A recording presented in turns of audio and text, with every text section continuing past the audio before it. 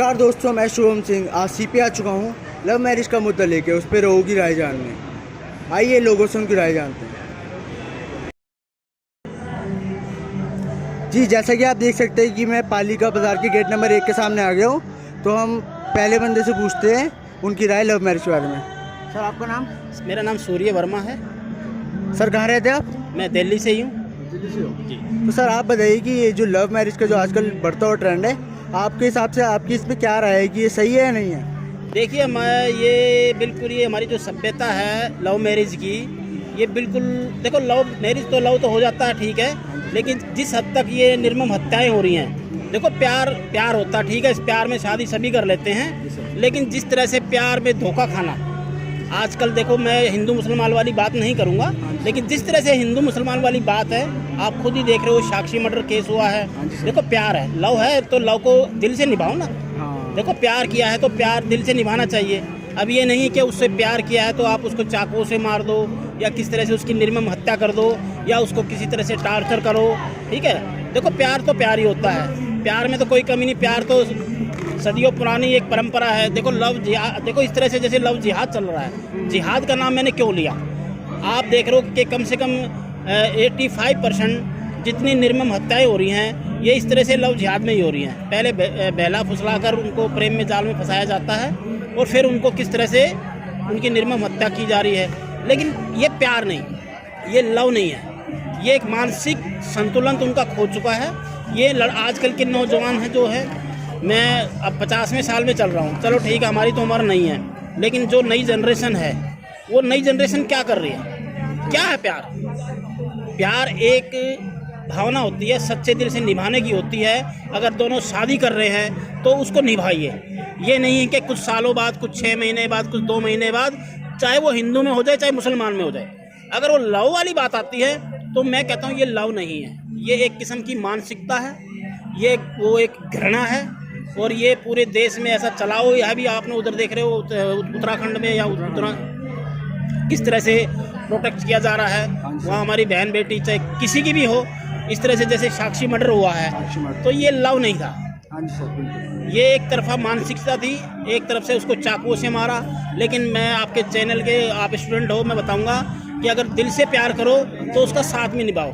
देखो बात हिंदू मुसलमान सिख ईसाई में किसी धर्म की नहीं कर रहा, प्यार किसी को भी हो सकता है, इंसानियत की बात है। इंसानियत जो होती है, इंसानियत देखो ना भाई, लड़का लड़की प्यार कर रहे हो, शादी करना चाहते हो, फिर 2-4 महीने में उसके टुकड़े फ्रीज में कहीं कहीं कभी कहीं मिल रहे हैं, ये क्या है? राक्षस कहते थे ना, राक्षस मर गए। मैं कहता हूँ राक्षस मरे नहीं हैं, राक्षस आज भी जिंदा है, वो किसी ना किसी रूप में। ये राक्षस जो प्रवृत्ति के लोग हैं, ये राक्षस अभी पूरी, जैसे कहते हैं ना, हजारों साल से ये राक्षस मरे नहीं हैं, इनमें कोई प्यार प्रेम भेदभाव नहीं है। तो मैं ये कहूँगा कि अगर प्यार करो तो दिल से करो और उसको साथ निभाओ और अपना अच्छे से घर बसाओ। इस तरह की हत्याएं करना, या एक लड़की कितनी बेबस होगी जब वो मर रही है, उसको मारा जा रहा है, तो वो दिल में सोच भी रहोगी कि मैंने कहाँ प्यार किया। तो मैं कहूँगा अच्छे से प्यार करो, कहीं भी करो तो दिल से करो, सोच समझ के करो। अब परिवार है, आजकल देखो लड़कियाँ जा रही हैं, परिवार से लड़ जाती है लड़की, अपने माँ बाप जिसने पाला पोसा बड़ा किया पढ़ाया लिखाया, वो उससे लड़ाई कर रही है, अपने भाइयों से लड़ाई कर रही है, अपने परिवार से, अपने रिश्तेदारों से, सबको छोड़ के एक वहाँ जा रही है। किसके पास जा रही है? अजनबी आदमी के पास, अपना समझ के, अपना सबको समझ के कि भाई मेरा घर यहाँ बसेगा। लेकिन वो घर बसाने की बात तो दूर हो, फिर घर जाने लायक भी नहीं छोड़ते। कुछ ऐसे प्रवृत्ति के लोग हैं, जानवर लोग। तो जानवर, जिसे मैं कहता हूँ जानवर ही हैं, और वो कहते हैं मानव, कोई वो मानव नहीं है, दरिंदे हैं। जी, थैंक यू सर। आपका नाम? सुनैना। कहाँ रहते हो? शाहदरा।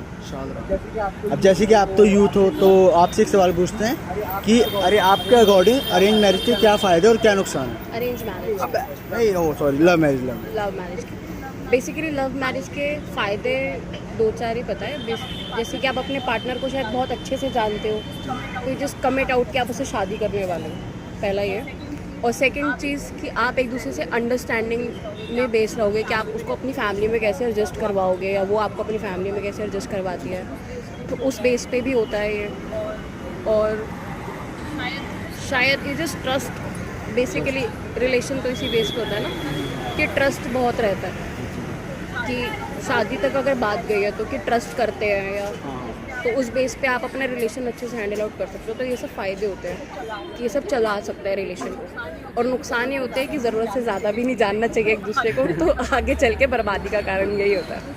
दूसरा कि जब आपको किसी के ऊपर ब्लाइंड ट्रस्ट होता है ना, तो जब वो आपको ब्रेक डाउन करता है तो स्टिल आपको लगता है कि इज इन लव मैरिज हो बेकार है। तो इसलिए इतना भी एक दूसरे पे ट्रस्ट, ब्लाइंड ट्रस्ट नहीं करना चाहिए, मेरा मानना ये है। और शादी तक की बात है, तो अगर यू स्टिल फैमिली की, आपकी फैमिली नहीं मान रही है उन्होंने लव मैरिज, और एक की मान रही है एक की नहीं मान रही, तो यू स्टिल, आपकी अगर कोशिश है तो घर वालों को मना कर ही की जाए, क्योंकि समाज से ही सारे लोग जुड़े रहते हैं। तो आप भले ही भाग के शादी कर लो या कुछ भी कर लो, तो लेकिन आप रहोगे नहीं, रहोगे समाज में। हाँ, तो इसीलिए बेसिकली ये है।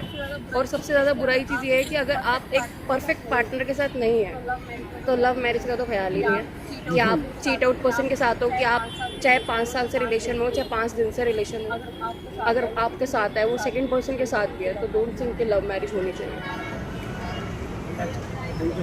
Thank you ji. अंकल नमस्ते। नमस्कार जी। आपका नाम क्या है? मनोज कुमार। क्या? मनोज कुमार, आप कहाँ से बिलोंग करते हैं?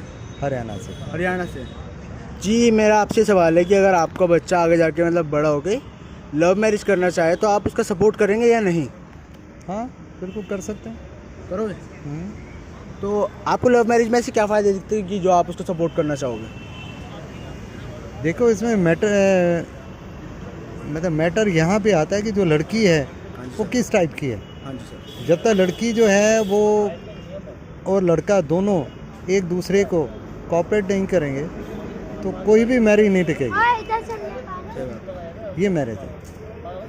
तो लड़की जो है, आज के जो टाइम की जो लड़कियां हैं वो इस चीज़ को ये सोचती हैं कि जब आप कमा रहे हो तो हम भी कमा रहे हैं, तो दोनों एक दूसरे पे इंडिपेंडेंट है। तो टिकने के लिए दोनों को जो है आपस में कोऑपरेट करना ज़रूरी हो जाता है। ठीक है ना? जो कोऑपरेशन होगी तो कोई भी मैरिज में कोई फ़र्क नहीं है। मेन यही है और कुछ भी नहीं है इसके अंदर। मेरी खुद की लव मैरिज है, इसलिए मुझे कोई ऐसा मैटर नहीं है। ठीक है, thank you. Thank you. Hello sir. Hindi में या इंग्लिश में? हिंदी में। हिंदी में। हेलो सर, आपका नाम? मैं सिर्फ दिनेश सिन्हा, मैं दिनेश सिन्हा बोल रहा हूँ। कहाँ का रहने वाला बता दूँ? बता दो। I am residing at Janakpur east metro station. The question is someone is asking, my colleagues is asking कि why is most successful than love marriage. तो उसका एक सबसे इम्पॉर्टेंट फैक्टर ये है कि जो अरेंज मैरिज होता है उसमें बहुत सारी चीज़ को देखा जाता है। बहुत सारी चीज़, जैसे भाई उनकी क्या बैकग्राउंड से, किस बैकग्राउंड से आ रहे हैं वो लोग, उनकी क्या एडुकेशंस है, क्या कल्चर्स हैं। तो 2 इम्पॉर्टेंट फैक्टर जो होता है, जो एडुकेशन एंड कल्चर। जो एडुकेशन कल्चर, जो कि उस समय क्या होता है, लव मैरिज में क्या होता है, लोग है ना इमोशनल अटैच हो जाते हैं। दे आर नॉट इवेल्युएटिंग, दो फैक्टर्स को इवेल्युएट नहीं करते। 2 फैक्टर जो इम्पॉर्टेंट फैक्टर है, एडुकेशन, कल्चर और उनके बैकग्राउंड्स को, तो that is the important factor. I can say कि love marriage is not viable than arrange marriage. अगर आपका जो बच्चा अगर करना चाहे कि मेरे को लव मैरिज करनी है तो आप उसको सपोर्ट करेंगे? नहीं, देखो अगर बच्चा अगर करना चाहेगा तो मैं इस मामले में ज़रूर ओपन रहूँगा। अगर बच्चा जा रहा है लव मैरिज की ओर जा रहे हैं तो हम पूछेंगे वाई सर। अगर उस तरह का ऑप्शन, अगर अच्छी लड़की, अच्छी एजुकेशन, अच्छे बैकग्राउंड मिल रहा है तो why go for that. Why, अगर हमें हर चीज़ मिल रहा है, वही चीज़ मिल रहा है ब्यूटी वाइज, हर एंगल से अगर देखा जाए, अगर और हम वहाँ पा रहे हैं और कुछ उसमें हिडन एजेंडा भी नहीं है, वहाँ तो ऑलरेडी हर चीज़ एवेल्युएट कर दिया गया है कि भाई ऐसा है, ये इस फैमिली से है, ये बैकग्राउंड है, ये इसका ये एजुकेशन है। तो that is I can say कि हमारा बच्चा अगर होगा तो उस समय वो प्रूडेंस को यूज़ करेगा, अपने प्रूडेंस को यूज़ करके डिसाइड करेगा। इमोशनल नहीं होना चाहिए। Marriage should not be an emotional thing. जो अभी हो रहा है ना, ये मैरिज की इमोशनल में आ गया, देख लिया, अरे दोनों आदमी अच्छे चले गए, देखो व्हाट इज़ द बैकग्राउंड, क्या हमारी कंपैटिबिलिटी आगे है या नहीं। जी सर। एक इम्पॉर्टेंट ये भी फैक्टर है कंपैटिबिलिटी, हम लोग एक दूसरे के आगे बॉन्डिंग में जा रहे हैं या नहीं जा रहे हैं। अगर बॉन्डिंग में मान लीजिए अभी ठीक है, अभी हम लोग एक दूसरे यंग है, चलो कुछ फिजिकल वाइज या कुछ इसी और अनवांटेड एंगल से आपने अट्रैक्शन बन रहा है और मालूम है कि लेटर फेज में जा कर के मालूम है कि वो ब्रेक के फेज में आ रहा है, तो वो भी एक फैक्टर्स है जिससे उस सबको भी फैक्टर को देखना चाहिए। उस समय हमारा लड़का अगर करता है तो उसको मैं ये बताऊंगा, अगर ये सब चीज़ तुम्हारे लिए ठीक है इवेल्युएट करो, ठीक है। मैरिज ऐसा नहीं कि इमोशंस में एक रैश डिसीजन मत लो। मैरिज एक बड़ा इंपॉर्टेंट पिलर है लाइफ की, ज़िंदगी का, जी सर। ठीक है ना।